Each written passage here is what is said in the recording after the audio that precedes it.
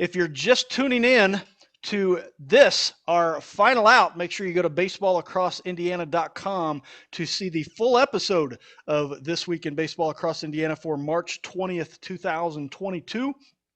Today was our high school baseball season preview show, and man, it was fun. For today's Final Out, we go back to the beginning of the show where I've said, if you've been following us this is our episode 9, I lead the team in errors. I had one today with no audio feed coming through.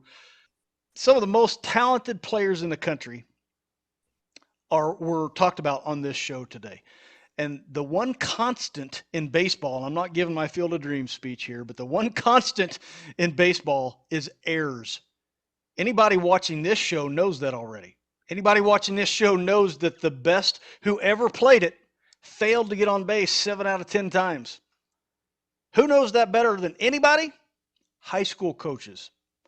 The beauty of baseball lies in the lessons that come from errors.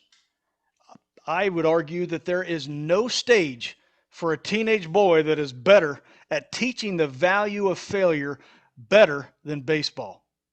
Like I said, the best high school players in the country will make errors this year. Max Clark of Franklin, Andrew Dukanich of Brebeuf, Cade Stanifer of Westfield. These guys are some of the most talented players in the country. But baseball never has and never will be a sport where one star leads to team success.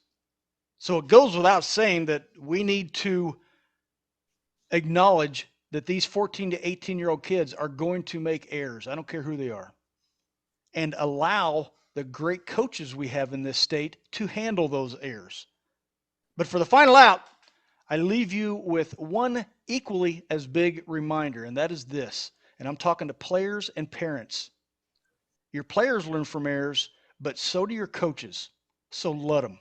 We'll see you next week, folks, on This Week in Baseball Across Indiana. Have a good night.